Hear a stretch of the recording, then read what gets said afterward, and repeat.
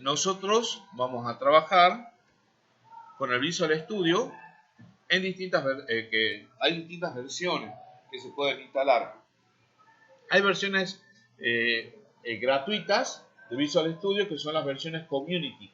¿Sí? Community es cómo se le encuentra en la página de Microsoft, y esas versiones ustedes las pueden descargar en sus equipos para estudio, para prueba, pero no para ponerlas en producción en una empresa.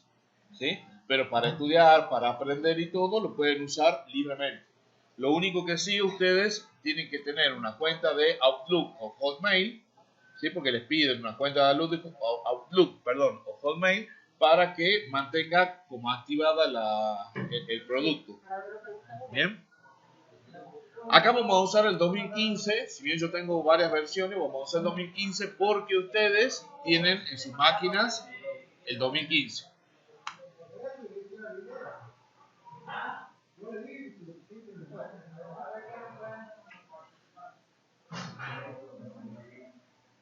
Bueno, el Visual Studio es un entorno integrado de desarrollo. ¿Qué significa esto? Que es un programa de desarrollo que permite escribir programas, escribir aplicaciones completas. Es como una suite de herramientas para desarrollar y permite que nosotros construyamos distintos tipos de aplicaciones. Una de las aplicaciones que se pueden construir son las aplicaciones de consola que ustedes han venido trabajando, ¿sí? Pero no solo permite hacer aplicaciones de consola, permiten hacer aplicaciones visuales. Las aplicaciones visuales, se le dice visuales a aquellas que tienen un entorno gráfico, ¿sí? Ese entorno gráfico son los que tienen, como están viendo en la pantalla, ustedes, que tienen menú, que tienen botones, ¿sí? Uno puede seleccionar distintos elementos a través de clic de nuestro botón, ¿sí? Y esas aplicaciones, por lo general, se ejecutan ya sea en una computadora con el sistema operativo Windows o con el sistema operativo Linux, ¿sí? También, bueno, para el sistema operativo para Macintosh también lo pueden utilizar, ¿sí? Pero básicamente son aplicaciones de escritorio, se le llama. Porque a estas PC se le llaman PC de escritorio, ¿bien? Que van a funcionar en computadora de escritorio y en notebooks, ¿sí? Las aplicaciones de consola son esas aplicaciones en las cuales el intercambio entre el usuario y el programa se da a través de comandos de texto, como venían trabajando ustedes el año pasado, ¿sí? Pero también hay otro tipo de aplicaciones que se pueden crear desde esta plataforma, que son aplicaciones móviles. Aplicaciones móviles se denominan aplicaciones para dispositivos móviles y para tablets, ¿sí? Para funcionar en ese tipo de dispositivos. Y también aplicaciones web, que son las que se pueden ejecutar dentro de cualquier navegador, ya sea en el dispositivo móvil o en una computadora. Ustedes lo pueden abrir desde Chrome, desde el Edge, ¿sí? Desde cualquier navegador web, y bueno, ahí se hace una aplicación. Y son aplicaciones parecidas a las del Mercado Libre, cuando entramos a comprar algo en Musimundo, ¿sí? A cualquiera de esas aplicaciones se les llama aplicaciones web.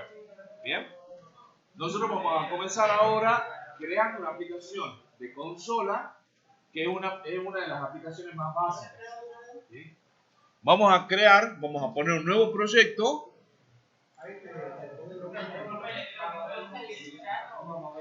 Vamos a utilizar el C#, sí. De lenguaje, este año no.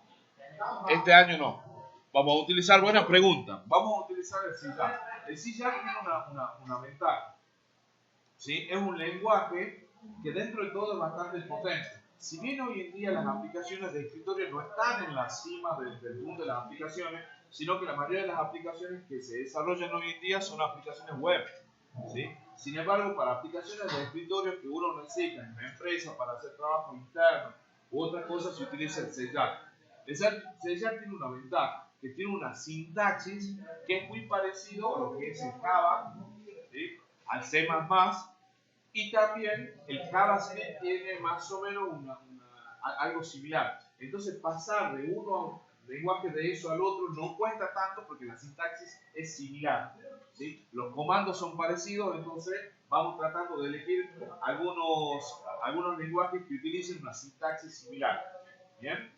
Hay otros programas que son un poco diferentes, por ejemplo lo que es Python, ¿sí? Que también es un excelente lenguaje, tiene otras aplicaciones que ahí mismo permite hacer aplicaciones de escritorio, aplicaciones de consola y aplicaciones web, pero que la sintaxis es un tanto diferente. Entonces, a ver, en Python es como un golpe fuerte para cambiar el otro lenguaje. ¿Sí? Entonces, la idea es que veamos y ensayar. ¿Sí? Después ustedes van a elegir en lo que quieren hacer. ¿Estamos? Bien. Cuando vamos nosotros a crear un nuevo proyecto, me aparece que tenemos para crear un nuevo proyecto y ahí me da a elegir un conjunto o tipos de proyectos que yo quiero crear. ¿Qué tipos me va a ofrecer? Y depende qué tipo de proyectos yo haya dicho que quiero construir con el Visual Studio cuando lo instalé. ¿Sí? Porque cuando lo instalo me dice, ¿usted va a querer hacer aplicaciones móviles? No, yo aplicaciones móviles no hago. ¿Va a querer hacer aplicaciones web? No.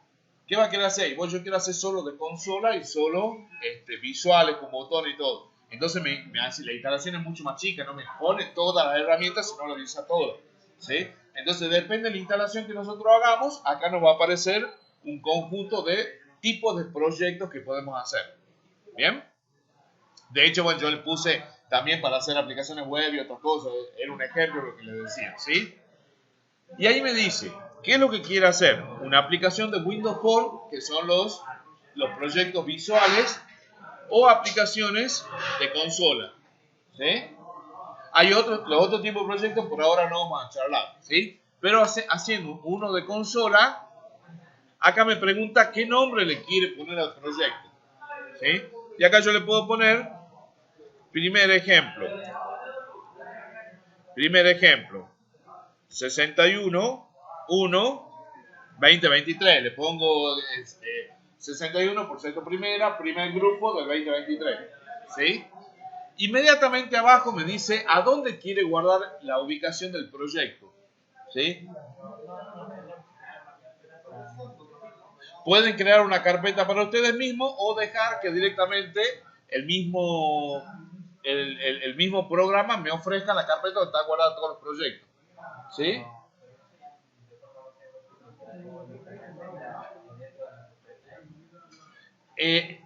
Yo no le confío tanto en los pendrive. Está bueno de tenerlo en una copia en el pendrive. Y aparte anda más rápido en el disco. ¿Sí? Lo tenemos en el disco. Aparte, es muy bueno lo que me decís. De tenerlo en el pendrive o no. Lo tenemos, por ejemplo, nosotros guardado en nuestro disco. Lo trabajamos. Lo terminamos de trabajar y si queremos hacemos una copia en el pendrive. ¿Por qué? ¿Qué es lo que puede suceder? Es muy probable de que nosotros, cuando estemos trabajando, sin querer lo toquemos al pendrive y se desconecte. Y si nuestro proyecto está vinculado al pendrive, va a perder la conexión y es probable que se pierdan algunos datos de lo que estamos escribiendo. Lo digo yo de tenerlo así, guardado dentro de cuando nosotros, o sea, creamos un proyecto, sí, lo terminamos y cuando lo queremos guardar, ponemos pendrive y lo guardamos ahí. Exactamente, sí, ese está muy bueno. Y si no, la otra que pueden hacer es, una alternativa es utilizar, por ejemplo, como yo, que tengo mi Google Drive, ¿sí? Tengo instalado el Google, utilizo mi Google Drive, tengo instalado el programa de Google Drive, ¿sí? Que me crea una carpeta y lo que yo voy guardando ahí se va sincronizando en la nube, ¿sí? Y lo mismo lo que tienen, por ejemplo, pagan, aunque sea el prepago de Claro, le da también un poquito para que puedan tener en Claro, también Claro Drive. Pero el Google Drive es gratis y nos da 15 gigas más de sobra, ¿sí? Entonces lo tenés ahí, lo tenés en el Drive, donde quieras, ¿está? Pero sí es bueno tener una copia. Y acá, volvemos a esto, me dice a dónde lo quiero guardar al proyecto. Entonces yo digo, bueno, lo quiero guardar, por ejemplo, en la carpeta proyectos, para no moverlo, ¿sí? Y me dice el nombre de la solución, y ya vamos a hablar de eso. El nombre de la solución, que por lo general, en este caso, le pone el mismo nombre. Y acá me dice si quiero crear una carpeta para la solución. Lo dejo tal cual está, ahí. Yo pongo aceptar. Ahí me va a crear el proyecto. Bueno, aceptar. Veamos a ver la excepción, a ver si me lo crea o no. Vamos a ver. Si no lo creo en el 2019. Porque a veces cuando tengo tengo una versión instalada y después le pongo otra, toda a veces me rompe la anterior. Pero veamos. ¿Sí? Veamos el explorador de soluciones. Está ahí. Sí. Acá en el Visual Studio nosotros vamos a tener en la parte central, por lo general, tenemos las ventanas con el código. Esto lo voy a cerrar porque falló. Tenemos la de propiedades que la voy a cerrar y tenemos el explorador de soluciones, ¿sí? Ahí eso que yo estoy por apretar es un clip que me permite mantenerlo fijo, ¿sí? Si me desaparece alguna de las ventanas, lo busco acá, ver, y la voy buscando a la ventana correspondiente, ¿sí? Es cuestión de buscarlo un poquitito. Cada vez que yo creo un proyecto, me crea una solución. Me crea un proyecto que fíjense que en este caso tiene el mismo nombre. Me crea una solución, me crea un proyecto, me crea otros archivos y me crea un archivo. En el caso de consola me crea un archivo principal que es el archivo program.cs. Y si ponen a ver, ese archivo está en negrita. Sí, bueno, ahí casi ni se nota. Pero yo puedo poner, por ejemplo, acá, si voy a las propiedades, por ahí me va diciendo en algún lugar cuál es el proyecto de inicio y por ahí es en algún lugar de esto, que no me acuerdo exactamente dónde está, me dice cuál es el archivo principal del proyecto. O sea, cuando yo inicie el proyecto, cuál es el archivo que se tiene que ejecutar. ¿Sí? Pero son configuraciones. Si nosotros no tocamos nada, el que se va a ejecutar va a ser el program.cs. ¿Sí? ¿Se entiende eso, chicos? Más o menos.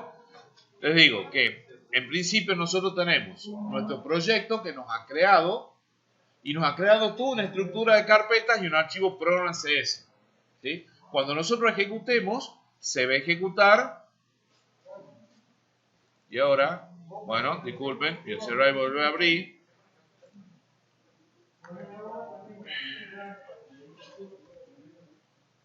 Visual Studio.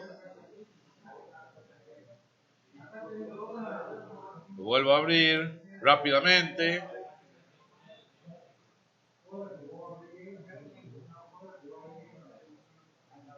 Está tardando, ¿no? Algo se rompió. Bien, ¿está? Ahora sí, ahí podemos continuar.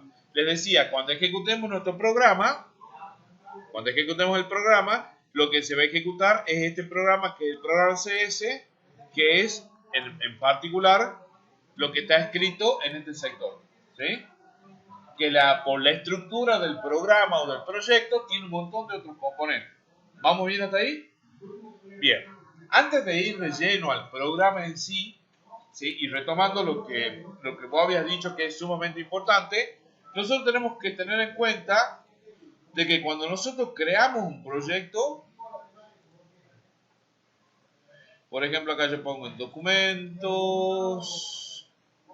Visual Studio 2015, Projects, que es donde he dicho que me guarde, ahí está, primer ejemplo, sexto primera 1.2023, esa es la carpeta que me ha creado con el proyecto, ¿sí? Por más que el programa sea muy simple y tenga una sola línea de ejecución, el entorno de desarrollo de C#, al igual que otros entornos de desarrollo, por ejemplo Java, ¿sí? y otros más, me genera todo un archivo del proyecto, donde está diciendo las características, cómo tiene que configurarse el entorno de la computadora para que ese proyecto funcione. ¿Bien? Si yo entro a esa carpeta, me aparece un archivo de extensión SLN, que es el archivo, es la solución. ¿Sí? No el proyecto, en realidad el Visual Studio, cómo organiza sus proyectos. Dice, bueno, yo quiero hacer un proyecto, perfecto, pero primero nosotros creamos una solución. ¿Bien? Esa solución puede estar compuesta por uno o más proyectos. Bien, entonces nosotros podemos hacer que esa solución que nosotros hagamos tenga varios proyectos y cada proyecto es como que va resolviendo una parte del problema. Supongamos que nosotros queremos hacer un sistema para la escuela. Y ese sistema que nosotros hacemos para la escuela lo tenemos que ir atacando por distintas áreas. ¿Bien? Por ejemplo, hacemos un proyecto que se encargue de hacer todas las pantallas gráficas con las cuales se van a topar los preceptores, sección alumno, la secretaría, hasta los mismos alumnos si quieren hacer consulta. Después puedo hacer otro proyecto que se encargue de lo que es la manipulación de los datos y acceso a las bases de datos, que hemos visto el año pasado lo que es la base de datos, ¿sí? Que lo hagamos en otro proyecto. Entonces, como que nuestra solución la podemos tener separada en distintas áreas y a partir de eso nosotros como podemos enfocar y si necesitamos reutilizar un área lo sacamos al proyecto completo. ¿Bien? Es una forma que tiene de organizar tanto esta herramienta como otras herramientas más. ¿Sí? En nuestro caso, por ejemplo, por más que queramos crear un solo proyecto, nos va a crear una solución con ese proyecto. ¿Está? Por más que tengamos un solito proyecto con un archivito que se ejecute, vamos a tener ese archivito, vamos a tener el proyecto que lo contiene y vamos a tener la solución que contiene el proyecto que contiene el archivo. ¿Está claro eso? Bien. Entonces acá tenemos nosotros la solución.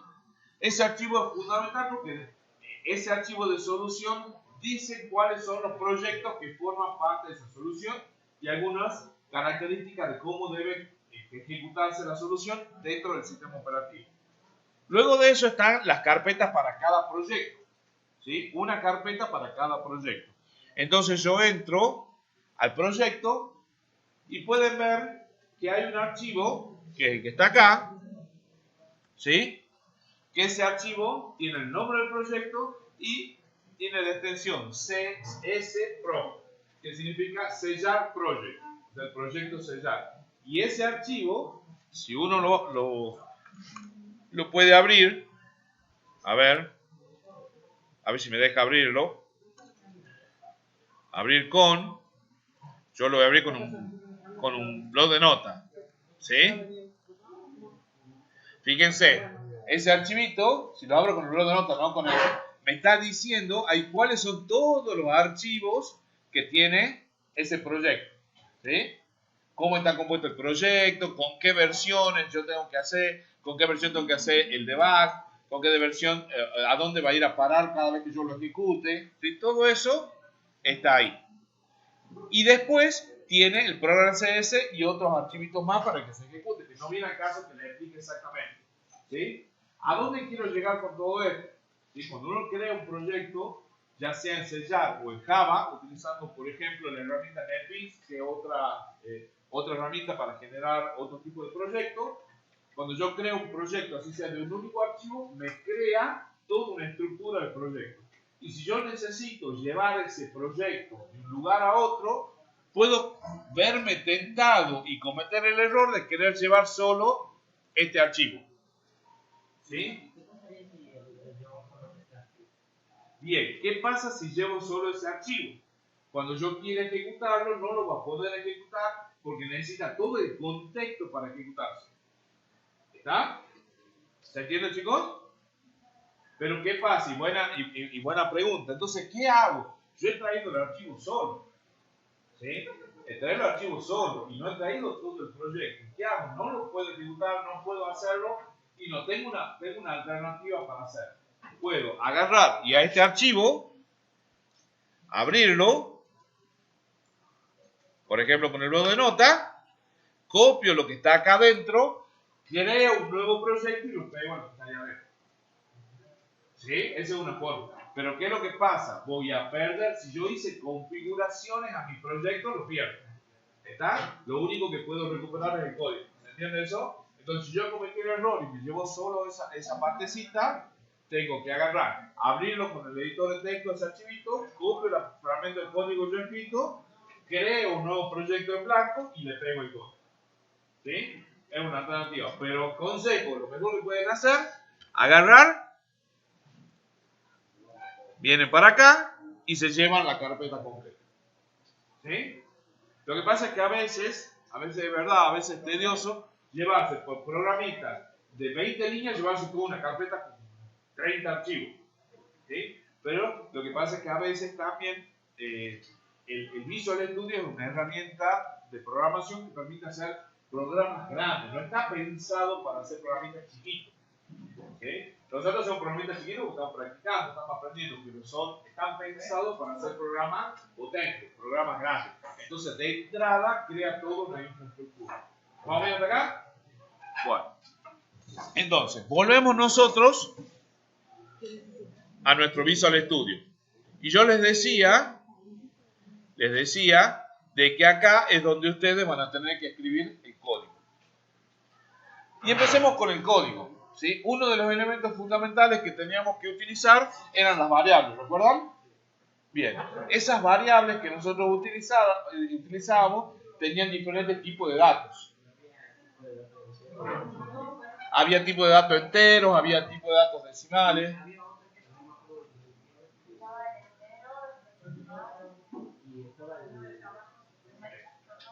String. Bien, perfecto. Bueno, nosotros vamos a tener, por ejemplo, variables. Dentro de los tipos de datos, si nos ponemos a ver tipos de datos, observen un poquitito. Tipos de datos en C#. Esto que estoy haciendo, chicos, es algo muy común y es muy probable de que ustedes necesiten hacerlo en el lenguaje que vayan a trabajar. He puesto chufina más y no me da bolillo. Ahí está. Ahí está, ¿sí? Bueno, ahí está, ¿sí? Pero quiero una tablita, esta tablita, ¿sí? Bueno. Nosotros cuando vamos a pensar, tenemos que pensar en los tipos de datos como que son lugares donde nosotros vamos a almacenar ciertas informaciones. ¿Está claro eso? Ustedes imagínense de que quieren almacenar un número. Entonces, el dato la variable tiene que estar preparada para recibir números. ¿Sí? Pero de hecho, una variable, por ejemplo, como decía, una variable string, puede recibir un número. Yo en una variable string puedo guardar el número 5. Una variable string que recibe letras y números. Una variable de cadena y carácter. Gambito me lo propio jugar más o menos el año pasado. ¿Sí? Puede recibir texto y puede recibir números. ¿Sí? Pero recibe números. ¿Yo puedo guardar números en una variable string? Sí. Pero ¿qué es lo que no puedo hacer con esos números guardados en la variable string? Exactamente. Sí, señor. ¿Cómo es tu nombre? Gastón. Bien, Gastón. Sí, Gastón.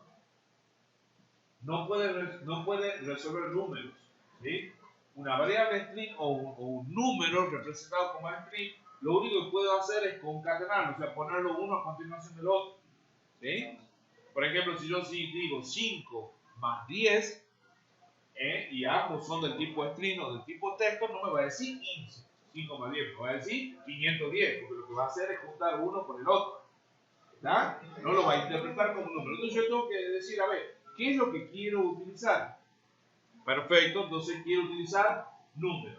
Entonces, si yo quiero utilizar números, tengo que buscar variables que me permitan hacer cálculos. Entonces, yo voy a elegir variables de tipo numérica. ¿Sí? Y después tengo que seguir discerniendo. No, después, o sea, yo no sé qué cálculo quiero hacer, si suma, resta, multiplicación, yo sé que quiero hacer cálculo. Entonces, voy a elegir una variable numérica.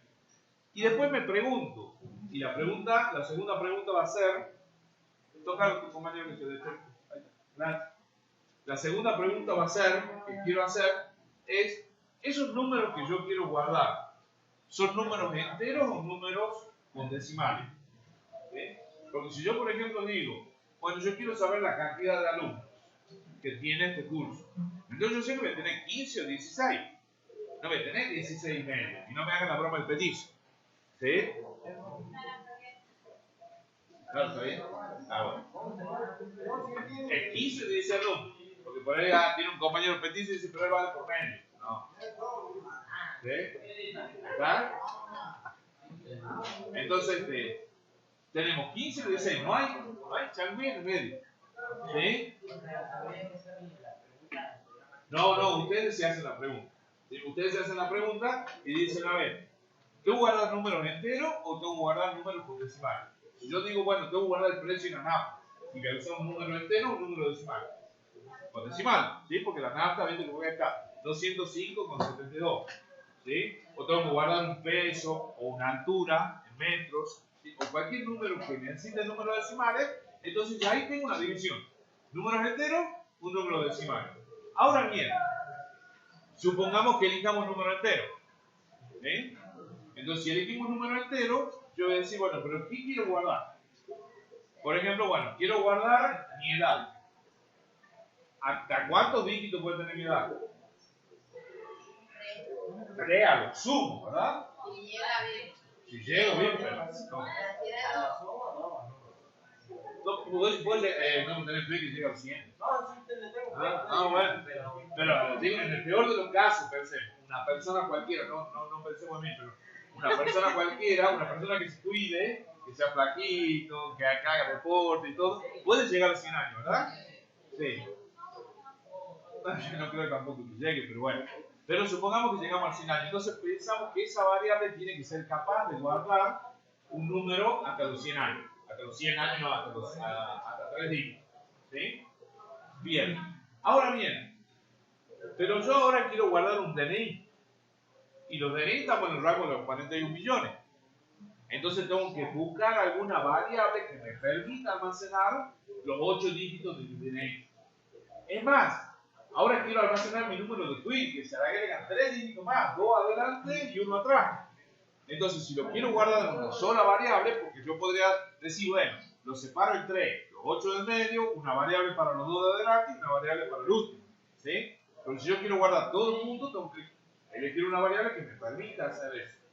Entonces yo ya sé que tengo una variable que va a ser numérica y yo cómo voy a elegir cuál utilizar y me voy a ir a la referencia más o menos del lenguaje, depende del lenguaje, y me va a decir, por ejemplo, en C#, usted tiene un tipo de datos llamado sbyte, ¿sí? Que permite ir del menos 128 al 128. La edad no puede ser negativa, lo descarto. Pero en un byte puede ir de 0 a 255. Tampoco es que tiene que calzar justo, pero ese me sirve. Y ahora, el short va de menos 32.000 a 32.000, no me sirve para el DNI. El unshort va de 0 a 75.000, no me sirve para el DNI. Cualquiera de estos dos, me sirve para el DNI porque me acepta los 8 dígitos. Y el long me sirve para el número de query. ¿Sí? Entonces yo voy a utilizar. Y yo digo, bueno, entonces, agarro y le meto a todo long. Total, la edad va a entrar bien, no me va a dar problema el programa. Total, utilizo 3 dígitos y el resto lo desperdicio. ¿Sí? Pero ¿qué pasa con eso? ¿Qué cree que pasa? También yo puedo poner un 1, acepta desde el 1 hasta 1000 millones. No, porque me acepta un valor que va, yo puedo poner el 0 o el 1 y me va a aceptar. ¿Sí? Pero ¿qué creen que pasa?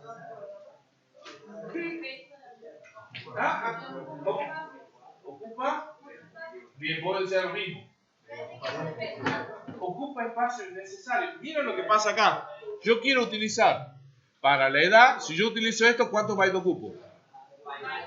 Y si yo utilizo el long, ¿cuántos bytes utilizo? Entonces, imagínense que yo quiero guardar una persona entre un byte y 8 bytes, no hay drama. Pero si yo quiero guardar, por ejemplo, nosotros liquidamos el tesoro y queremos guardar la información de 75.000 personas, en vez de utilizar 75.000 bytes, usted está utilizando 75.000 por 8. ¿Sí? Y eso es 600.000. En vez de 75.000, 600.000 bytes. Para almacenar la edad nada más. ¿Verdad? Entonces no me sirve porque estoy desperdiciando mucho espacio. Y la memoria es algo que nosotros sabemos que es finito, o sea, que es limitada y es cara. Entonces, si los programadores tenemos programadores que desperdiciemos memoria, ese programa va a ser menos eficiente. Entonces van a venir comparaciones y van a decir, che, mira, el Word, yo lo utilizo el Word, y para hacer un documento de texto me está consumiendo 1 giga de RAM. Y utilizo el OpenOffice y para hacer el mismo documento de texto me ocupa 300 megas. ¿Cuál uso? Obvio. ¿Verdad? ¿Se entiende, chicos? Bien. Por eso también admito que cada vez uno va pidiendo. Primero era que tenía que hacer tenía que tener una computadora con gigas RAM. Después 2, después 4. Ahora ya partimos que mínimamente tiene que tener 8. ¿Sí? De 8 para arriba, y si es 16 mejor. Y dentro de poco así, partamos de 16 y si tiene sentido mejor. ¿Sí? Entonces esas cositas suceden a veces porque los programadores no tenemos los recaudos de decir, bueno, esto que utiliza lo que necesita. ¿Está? Bien, salgamos de esto de que sea o entero o que sea decimal. Entonces pensemos qué otro tipo de datos puedo guardar o qué otro tipo de información puedo guardar. ¿Sí? Como información simple, yo puedo guardar un texto que en distintos lenguajes se llaman diferentes, pero lo que es tanto en Java como en C# se llaman string. String significa cadena. ¿Sí? ¿Qué es lo que hace en realidad? Es una cadena de caracteres, un carácter a continuación de otro. ¿Sí? Yo pongo hola mundo, en realidad es la H, la O, la L y la A están encadenadas, una a continuación de otra, por eso se llama cadena de caracteres. ¿Sí? Y que se maneja internamente, para nosotros es transparente, no es que nosotros lo vamos uniendo. Para nosotros es transparente, nosotros decimos, queremos un string que diga hola mundo y el C# o el Java se encarga de trabajarlo. ¿Bien? Pero ese tipo de datos me permite guardar tanto letras como números. ¿Bien? Hay otros lenguajes que, por ejemplo, tienen restricciones. Por ejemplo, dicen que no sea un alfanumérico, que sea solamente alfabético, que permita solamente letras y no números. ¿Sí? Pero son lenguajes especializados. Acá, en el C# me permite letras y números, y si yo quiero restringir que no pongan números, yo tengo que restringirlo desde mi programa. Yo tengo que programar la funcionalidad que cuando el usuario ponga un número, le diga, no señor, usted el número no puede poner acá. ¿Sí? Pero eso el lenguaje sí me lo permite. ¿Vamos bien hasta acá? Y hay otro tipo de datos también que se llaman, esos tipos de datos se llaman tipos de datos nativos, porque son tipos de datos ya del lenguaje en sí, que vienen incorporados con el lenguaje. Y otro tipo de datos, también llamado nativo, es el tipo de datos booleano o lógico. ¿Sí? Ese tipo de datos booleano o lógico es un tipo de datos que solamente puede guardar dos valores. ¿Sí? Y es una respuesta a decir sí o no. ¿Sí? Entonces, por ejemplo, puede decir, ¿está casado sí o no? Entonces, se guarda ahí un sí o no y ustedes pueden preguntar qué valor tiene ese elemento. Si está en 1 o en 0, o si está en verdadero o falso. ¿Sí? Se lo utiliza muchísimo a ese tipo de elementos. Luego de esos tipos de datos, que es lo que se conoce como tipo de datos nativo, hay otro tipo de datos que son los tipos de datos ya específicos o construidos dentro del lenguaje, ¿sí? Que son un poquito más complejos. Y ese tipo de datos, por ejemplo, es un tipo de datos de fecha, ¿sí? Porque la fecha en sí no viene nativamente en el C#, pero con librerías específicas uno puede trabajar con fechas. De hecho, en C#, lo que pasa es que para nosotros ya es transparente porque ya viene incorporado en el proyecto. Yo para crear una fecha, por ejemplo, digo, bueno, yo quiero un tipo de datos, datetime, que sea hoy. Y que, yo voy a decir, datetime, today, bien, que son funciones ya establecidas donde digo, bueno, hoy que sea igual a today, o sea, hoy. Obviamente, detrás de eso hay muchísima programación que ya hizo C#. Pero no es un tipo de datos que se le llama nativo, es un tipo de datos especializado, compuesto y que se les pueden hacer operaciones. Que también restar fechas. Por ejemplo, puedo decir cuántos días hay entre tal fecha y tal fecha. O sea, ya viene con funciones específicas que internamente tienen programación que la hizo el lenguaje. Gracias a Dios no la tenemos que hacer nosotros, no. ¿Verdad? La podemos utilizar. Y se utiliza mucho, sobre todo cuando accedemos a base de datos. Por ejemplo, en la base de datos nosotros registramos ventas o algo y nosotros decimos, bueno, yo quiero saber cuáles son las ventas de tal y tal fecha. Pero le tenemos que pasar 2 fechas. Y para eso le mandamos de esta manera. ¿Está la idea, chicos? Entonces, resumiendo y antes de la primera pausa, porque si no les voy a seguir hablando, ahora hay mucho por contarles, ¿sí? Pero vamos a hacer una pequeña pausa, primero para que yo descanse la voz y otro para que ustedes, en base a lo que acabo de explicar, retomen el capítulo 4, ¿sí? Y vuelvan a leer lo que habla de los tipos de datos. ¿Sí? ¿Está? Pero se entendió hasta acá, ¿verdad? Bien.